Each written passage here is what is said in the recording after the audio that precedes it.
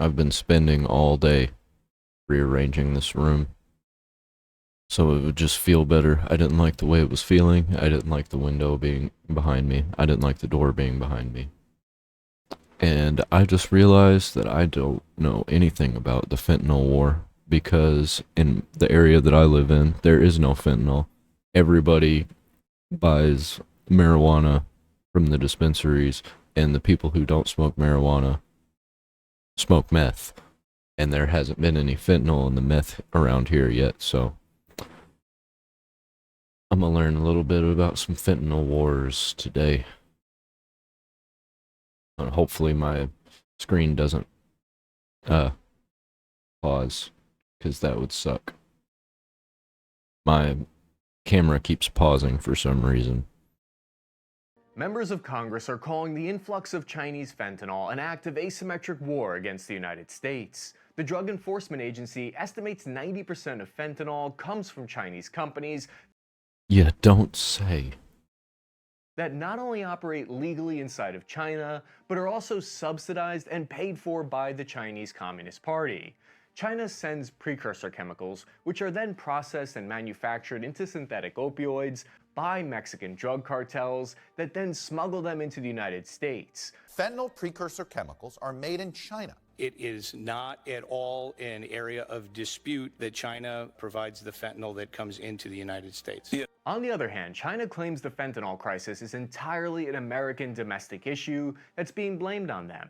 China claims Big Pharma's opioid corruption, weak U.S. laws, and a culture of American drug glorification are really to blame. This disagreement that's is a definitely major part of problem it. for the world's two biggest economies. Attempts to stop this have failed, leading to calls for U.S. military intervention against Mexican cartels to stop the substance's devastating effects. Growing calls from Republicans to send the U.S. military into Mexico to combat drug cartels. For example, in 2022, over 107,000 Americans died from overdoses I'm just waiting for the day that we have to invade Mexico. in the United States. I feel like Mexico is already pretty much taken over by cartels, but they have some semblance of control and some semblance of, hey, we're still a government. But once the cartels take full control, it's going to be like the Middle East out there, and we're probably going to have to invade. And fentanyl poisoning became the leading cause of death of Americans 18 to 45 years of age.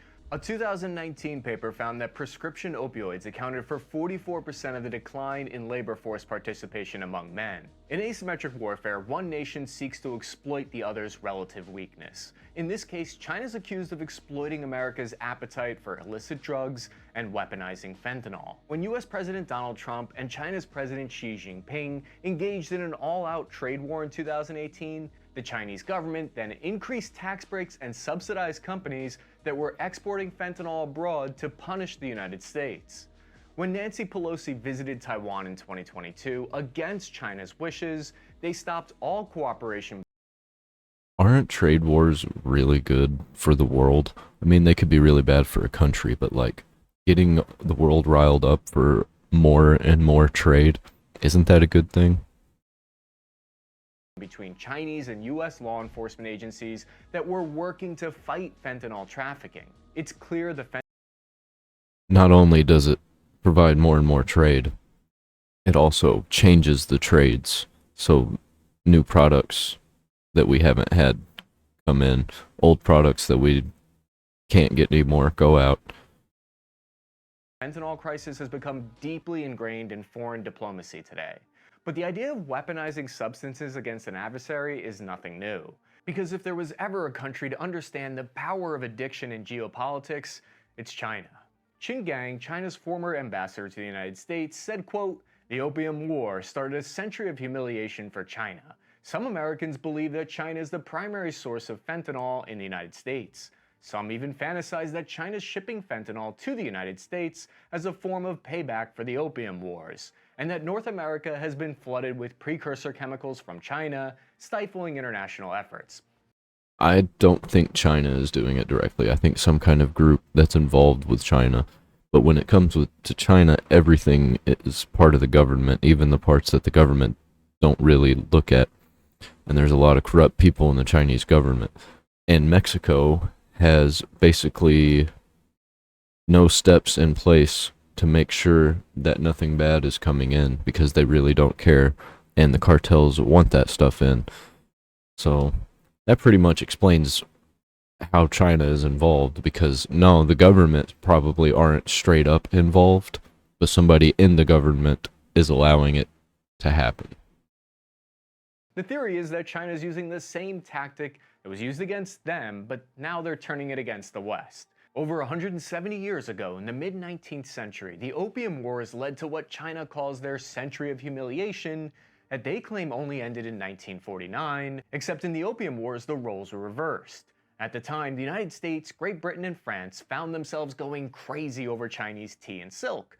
But Britain ran into a problem. They started running low on silver necessary to pay for these exotic goods. The British turned to their Indian colony and said, hey, how about you guys produce opium, a highly addictive drug, and then we can trade it to China for all these sweet, sweet tea leaves and silk.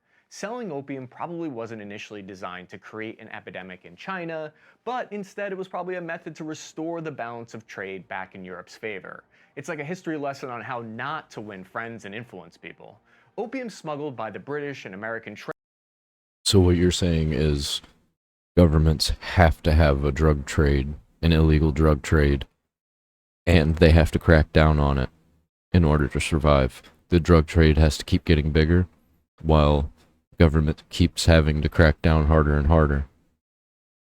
That's crazy, man. That's what that sounds like to me. In the mid-1800s, massive amounts of Chinese silver was flowing out of their country to the West to pay for opium. At its peak, 13.5 million Chinese out of 400 people in their population were hooked. Or to put it more bluntly, 25% of the country's males were spending all their time smoking in an opium den. At that point, it becomes difficult to raise an army or increase your economy's productivity because everyone is too busy chasing that big old red opium dragon. Opium had become an existential threat to China. What followed is an interesting parallel to the debate occurring in the US political system today. Because the Chinese government debated whether or not they should try to profit off the opium themselves and legalize the drug through a government monopoly like they had with salt, which they could barter, or if they should make it outright illegal. China passed laws banning narcotics and told foreign sellers if they didn't stop, they'd be punished under Chinese law. Seeing the social and economic degradation that widespread opium addiction was having in the society, the Chinese emperor confiscated and destroyed more than 20,000 chests of opium. Some 1,400 tons of the drug were warehoused at Canton by British merchants. This led to Britain launching the First Opium War. According to the first-hand reports written in 1847, about 19,000 British ground troops fought on Chinese soil in the city of Zhenjiang. I didn't know that the Opium Wars was a straight-up war. I thought it was just China versus opium. I didn't realize other countries got involved. Defeating the Qin dynasty in 1842. Even though China outnumbered Britain with 100,000 soldiers, Western military weapons and technology were far superior. This included precision-lock muskets, heavy artillery, and paddle-wheel gunboats. Add to that the fact that British troops had far more combat experience from fighting in recent Napoleonic wars. It gave them an edge in the battle. Britain was able to wage war 4,800 miles away from home, thanks to advanced warships and logistical resupply from nearby colonies in Southeast Asia and India. It was this pre-positioning of supplies and combat power that resulted in a disaster for the Chinese forces. China had 7,000 casualties to Britain's less than 3,000. This resulted in the Treaty of Nanking in 1842, and it gave Britain control of Hong Kong, which has had ripple effects seen to this day. The First and Second Opium Wars spanned nearly 2 decades, where Britain and France won decisive. Doesn't China have Doesn't China have Hong Kong again? Victories. China calls this today the Century of Humiliation. From their perspective, these treaties were unfair. This concept is key to understanding China's perspective today because this history underscores the devastating consequences of weaponizing drugs as a tactic, which should tell us how important it is to address the fentanyl crisis today. One historian even called this time period China's treaty century because each loss meant that they were forced to make major concessions to foreign countries like France, England, and Russia. The The treaties made the opium trade legal and allowed foreign nationals in China to be immune from Chinese laws. Many of these treaties weren't voided until 1943, so it's not like this is distant history for China. The United States did participate in the opium trade, and they benefited from these trade negotiations signed as a result of the wars. It's likely impossible for China to have not learned from this traumatic experience from their point of view, the power of weaponizing addiction for political gain and economic profit. The opium trade in China hit its peak in 1906. At the time, 35,000 tons were grown domestically. That's a lot for back then, especially. And an extra 4,000 tons of opium were brought in imported And that's from that's not abroad. even getting turned into A heroin. percentage of their population was addicted. So how did China manage to free their population from drug addiction for a period of time? Is there anything at all of use that we could potentially learn from this on how to manage our own drug crisis today? Well, maybe not, because when the Chinese Communist Party took control in 1949, they burned it down. They burned it all down, specifically the opium fields and all of their drug addicts.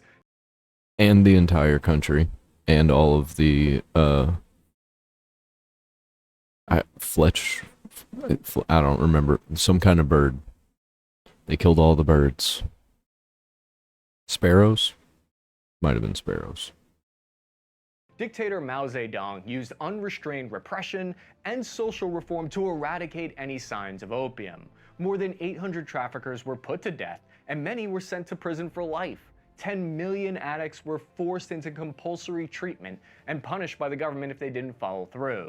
By 1953, only 5 years after taking control, the communist leadership announced that China was drug-free thanks to these draconian measures. This historical example demonstrates the extremes to which a government can go when combating a drug crisis, and the potential consequences Can and will when they feel cornered enough, or if new people just came to power.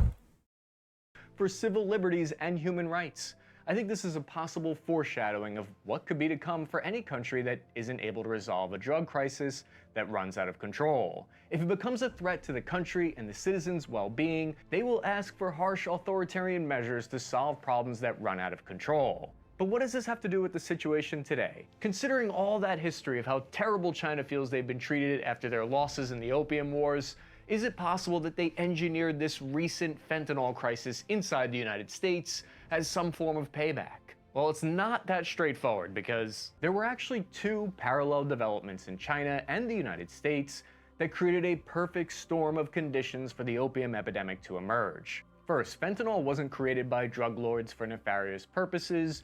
It was actually made by Belgian physician Paul Janssen in 1959 for legitimate medical uses in extreme pain management. It's 50 to 100 times more potent than morphine. 2 decades later, China's economy started growing exponentially in the late 1970s thanks to economic reforms. Their pharmaceutical industry exploded at the time, growing 17% every year to becoming the second largest in the world, because they were able to manufacture with lower labor costs and less strict regulations compared to Western countries. Precursor chemicals used Yeah, and they basically weren't paying their workers pretty much. in fentanyl were made with relative ease thanks to fewer restrictions. This was then exported to international markets, including the United States. Then at the same time, in 1988, fentanyl was approved for medical use inside the United States. It's treated as a Schedule II narcotic since it does have legitimate uses. However, this means it's not subject to the same scrutiny as substances like heroin, LSD, or even marijuana, despite being far deadlier. In the US, during the 1990s and early 2000s, pharmaceutical companies marketed these opioids aggressively to healthcare providers, downplaying their addictive potential. Purdue Pharma, Johnson & Johnson, as well as others, misled healthcare professionals about the risks of their prescription painkiller OxyContin, contributing to the opioid epidemic in the United States. And so by 2019, fentanyl was in the top 300 most commonly prescribed medications in the US, with more than 1 million prescriptions.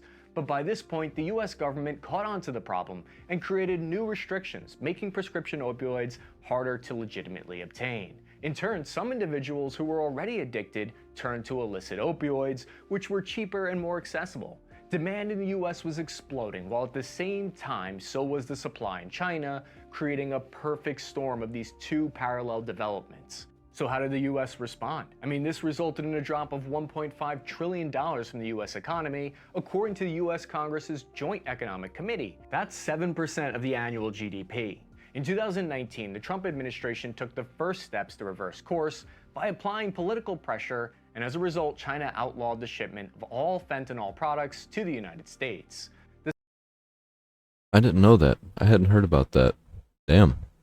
The All Stop right. Act was passed in an attempt to stem the flow of illegal fentanyl coming in through the mail. But despite all these efforts, fentanyl deaths continued to rise, and so did the amount of fentanyl seized by the DEA. China failed to enforce these controls. Like a Chinese finger trap, it seemed that the harder the US worked to pull away from Chinese shipments of fentanyl, the stronger the underground networks became. But is China purposely allowing this to happen? Chinese diplomats are quick to point out that they have a hard stance on drug crime. Just look at the fact that in China, drug-related convictions often carry the death penalty. So I think that if you're dealing fentanyl, that you should get the death penalty. Like a lot of fentanyl. If you just got a little bit and you're just trying to sell to somebody, I don't think that's death penalty. But if you're straight up dealing fentanyl, I think that deserves death penalty. from China's perspective, the US policies and laws are way too lax. But that's not the whole story. Because when researchers looked deeper into the differences between anti-drug laws in the US and in China, they found large gaps, positioned to favor the export of fentanyl analogs. Ben Westhoff, author of Fentanyl Inc., and journalist who posed as a drug dealer from the United States in order to visit drug labs in China, explains during a Joe Rogan podcast. In the US, we have this thing called the Federal Analog Act that bans all these drugs even before they're invented. But in China, they have to do it one by one by one by one. These chemists specialize in this window when something is banned in the US, but it's still legal in China. Basically, it's like buying a knockoff brand cereal instead of the name brand stuff. Because of the loopholes Yeah, because that's all you get from China is the knockoff stuff. And you're going to get it on some website, like, that you've never heard of, and everything's in Chinese. But hey, it's cheap. It's the same stuff, right? available in Chinese law, synthetic drug manufacturers are able to operate legally in China, but the claim that China is actively funding the problem comes from this evidence. Chinese companies showered with these types of government benefits include one called Wansheng. It receives them even while, by its own admission, it sells ingredients to make fentanyl, called precursors, all over the globe, including to the US. So how does China keep themselves another step removed from the trade? The Mexican cartels were turned into a streamlined logistical network for a robust Chinese synthetic drug manufacturing industry. Chinese manufacturers are legally making and selling fentanyl products to the cartels that act as a logistical middleman to ferry large quantities of deadly drugs into American society. Then Chinese money launderers are facilitating the clearing of drug profits for an additional cut. Personally, I don't believe that the Chinese Communist Party set out with the intention of using synthetic drugs to poison and disrupt the United States. Yeah, but they definitely don't care, right? Like, they know what's going on, but they're like, oh, it's not our problem. Why should we have to deal with it? This was more likely a target of opportunity that emerged once the conditions were already ripe inside the United States. And it's important to note that China is not the only country involved in supplying this epidemic. The DEA also identifies India as an emerging supplier of fentanyl, analogs, and precursors. As early as 2016, Mexican cartel members traveled to China and India to set up ties and fentanyl distributors and inspect laboratories where they could order precursor and analog products. Experts also claim that the Chinese companies and chemists, when met with friction in China, moved to India to set up laboratories for fentanyl and other synthetic drugs. You might remember India was used by the British in the Opium Wars over a century ago to send opium into China. Sun Tzu, author of The Art of War and maybe the most well-known Chinese military philosopher, writes that the pinnacle of attack by stratagem is to manipulate the conditions on the battlefield so that you are victorious without needing to fire a single shot. When the leading cause of death for young Americans of fighting age between 18 and 45 is from fentanyl, it begs the question of how much this epidemic is being used to weaken the United States before the advent of any crisis. According to the Military Times, fentanyl deaths among troops more than doubled Oh, they're 100% gonna take advantage, especially if we've got everything else falling apart too. It's just a matter of time. from 2017 to 2021. Veterans are disproportionately affected in our And if we waste all of our military resources on wars that have nothing to do with us, then we ain't got no military resources for ourselves in case we or one of our friends gets invaded. We ain't gonna be able to do nothing. twice as likely as the general population to die from an opioid overdose. What are some ways to fix this? There are several steps that could be taken, but each solution has their own set of problems. First, the US could permanently place fentanyl-related substances into Schedule 1 of the Controlled Substances Act to empower law enforcement's ability to bring those involved in trafficking and producing illicitly manufactured synthetic opioids to justice. Second, there's the option of military strikes against Mexican drug cartels and labeling them as foreign terrorist organizations to open up increased pressure here. Third, efforts to decrease US drug demand are important. The dynamics of fentanyl crisis involves various players, including Mexican cartels, Chinese manufacturers, and domestic demand in the United States, as well as companies in the US themselves. And yes, there are some interesting historical parallels here with the Opium Wars, but it's important to recognize the situation today is unique. China might not have started the opium epidemic in the United States, but they've clearly not let a good crisis go to waste. Yeah, isn't that what I just said? That was an alright video. It's pretty informative. Wasn't boring to me. Learned some stuff. I didn't know that Donald Trump put a huge halt on the fentanyl, or at least tried to. It didn't work, but at least tried to do something about it.